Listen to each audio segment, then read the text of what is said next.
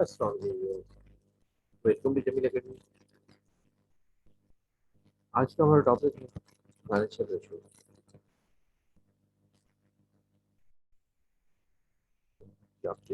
Objective of today's lecture is need of financial ratio, use of financial ratio, users of financial ratio,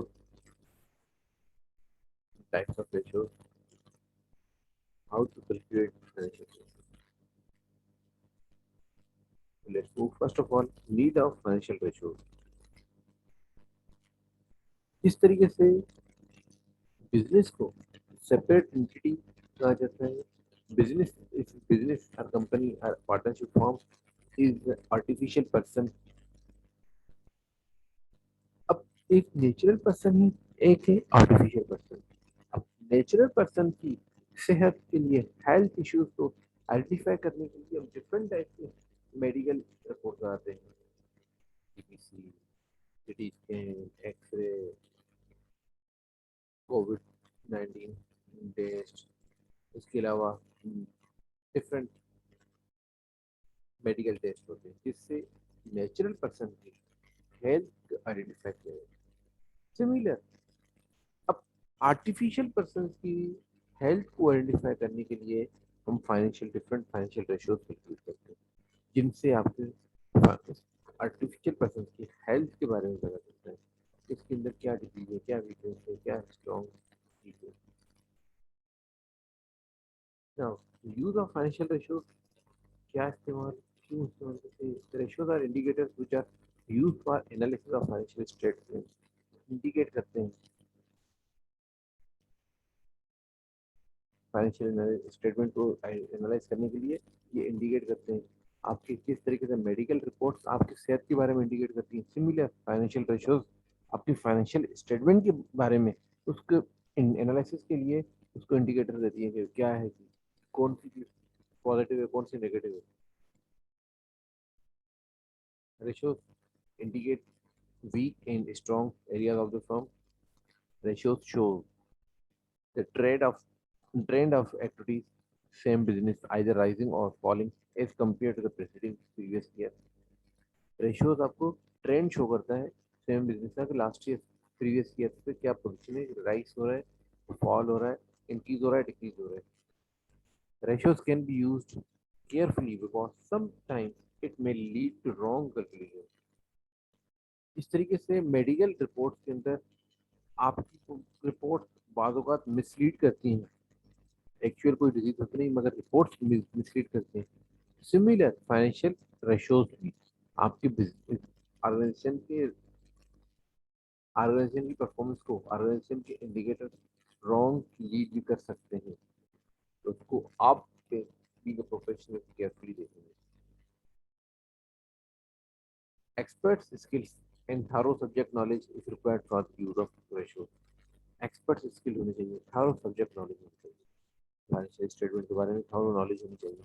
इस तरीके से medical laboratories के अंदर specialist doctors और formal formal staff और medical staff, doctors और लेब assistants वगैरह professionally knowledge वाले लोग होते हैं। सिमिलर आपके पास ऑर्गेनाइजेशन के अंदर भी फाइनेंशियल रेशियोज को यूज करते वक्त हर और सब्जेक्ट नॉलेज वाले और एक्सपर्ट्स लोग होने चाहिए। Ratios are very much useful for future planning and forecasting. जिस तरीके से आपकी नेचुरल पर्सन की मेडिकल रिपोर्ट फ्यूचर की ये फोरकास्टिंग फ्यूचर के लिए इंडिकेट करती है कि फ्यूचर में इसकी क्या परफॉर्मेंस होगी। सिमिलर रेशियोज जो है आपके फ्यूचर प्लानिंग और फोरकास्टिंग में यूज होते हैं। Financial analyst make the future projection about the company performance with the help of financial ratios. Current ratios के बेस पे फ्यूचर की प्रोजेक्शन की जा सकती है। Now users of the financial statement, users of ratios, कौन से लोग आपके रेशियोज को यूज करते हैं। Analysis of company financial statement is perform by, कौन कौन परफॉर्म करते हैं। एक्सटर्नल यूजर्स, इन्वेस्टर्स, जिस इंसान के, जिस ह्यूमन के, जिस बंदे के आपके बिजनेस के अंदर कोई शेयर के शेप में किसी भी इंटरेस्ट में कोई एक्सटर्नल ऑर्गेनाइजेशन कोई भी अगर इन्वेस्टमेंट है किसी भी शेप में, या इन्वेस्टमेंट है या फ्यूचर में वो इन्वेस्टमेंट करना चाहता है, तो आपके रेशियोज को वो हाईलाइट करते हैं। Management and employ, management performance को इवैल्यूएट करने के लिए कि जो परफॉर्मेंस, जो टारगेट्स सेट किए गए थे, गोल अचीव, जो गोल सेट किए गए थे वो किस हद तक अचीव हुए। और एम्प्लॉइज बेसिकली परफॉर्मेंस के बेस पे जितनी परफॉर्मेंस होगी उस हिसाब से एम्प्लॉइज की भी ग्रोथ उस हिसाब से होगी। अगर कोई ऑर्गेनाइजेशन जो कंटिन्यू लॉसेस, जिसकी परफॉर्मेंस बिलो द स्टैंडर्ड है, तो वहाँ पे एम्प्लॉइज को कोई एक्सपेक्टेशन नहीं होगी कोई आगे ग्रोथ करने की, क्योंकि वो डेफिनेटली वो बोलेंगे इंक्रीमेंट कहाँ से होगी, जो एग्जिस्टिंग सैलरीज है वही अगर हमारी रिकवर नहीं हो रही, वही लॉसेस की शेप में आ रही है। थर्ड, आपके पास activity, government authority, government authorities आपके पास लाइक एफबीआई टैक्स कैलकुलेशन के हिसाब से, लीगल और गवर्नमेंट एजेंसीज यूबीआई वगैरह, तो जो आपके पास आपके ऑर्गेनाइजेशन के बेस पे आपके ऑर्गेनाइजेशन के रेशियोज को कैलकुलेट करते हुए आपकी लाइबिलिटीज को कैलकुलेट करते हैं। Now the types of financial ratios, basically there are five basic types of ratios: profitability ratio,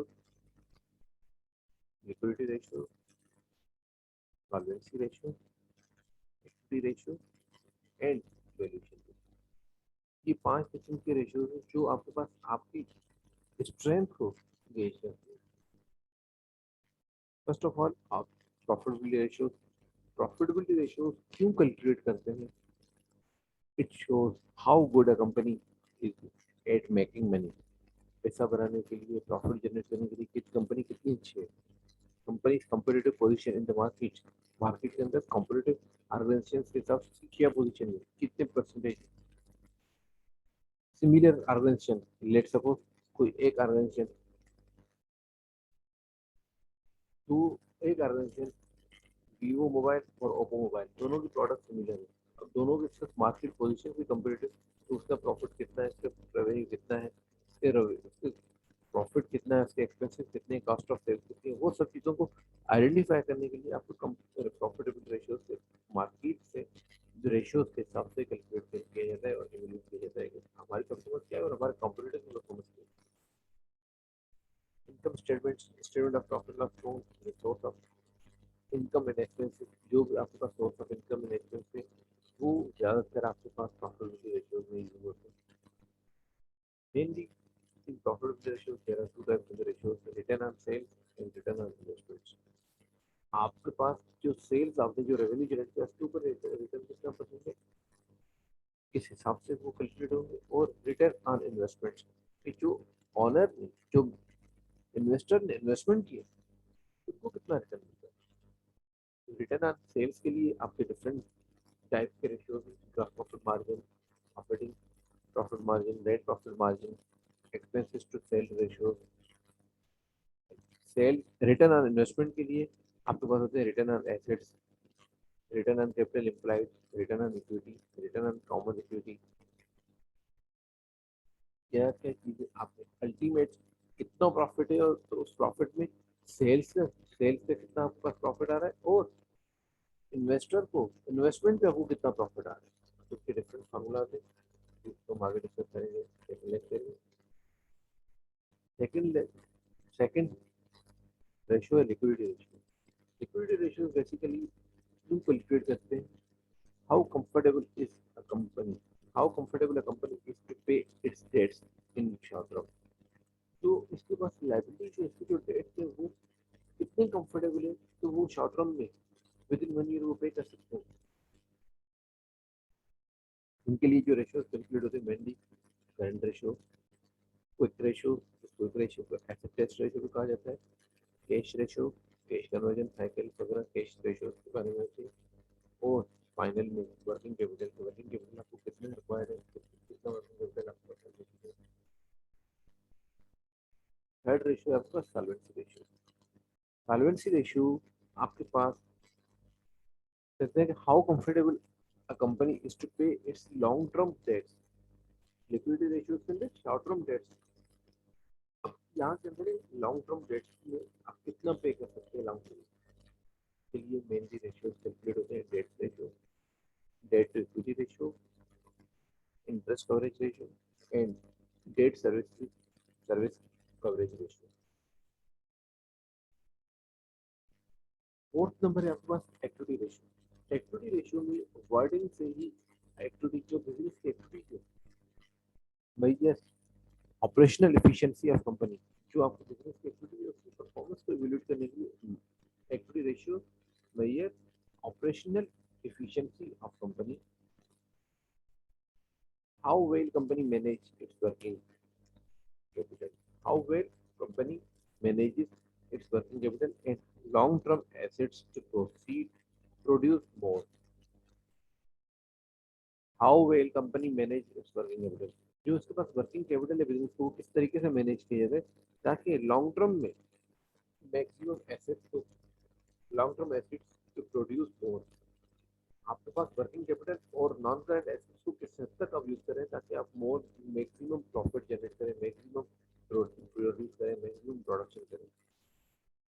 also known as efficiency ratio, activity ratio तो एफिशिएंसी रेशियो भी कहा जाता है एंड एसेट यूटिलाइजेशन रेशियो भी कहा जाता है। Mainly there are inventory or stock turnover ratio, account receivable or debtors turnover ratio, account payable या creditors turnover ratio and asset management ratio. अब आप इसमें देखिए ओवरऑल सब आपके पास current liabilities, current assets, inventory और लॉन्ग टर्म एसेट्स के बारे में है कि आप अपने एसेट्स और वर्किंग कैपिटल को कितना मैनेज कर रहे हैं। फिफ्थ नंबर है आपके पास वैल्यूएशन रेशियो। वैल्यूएशन रेशियो क्यों यूज होते हैं? Use for investment decision, what is right value of the company, company की वैल्यू क्या है। इसके लिए मेनली चार रेशियो कैलकुलेट होते हैं, EPS ratio, earning per share ratio, price earning ratio, market value of share and dividend payment पर share. ये टोटल 5 टाइप्स के शेयर रेशियो है। अब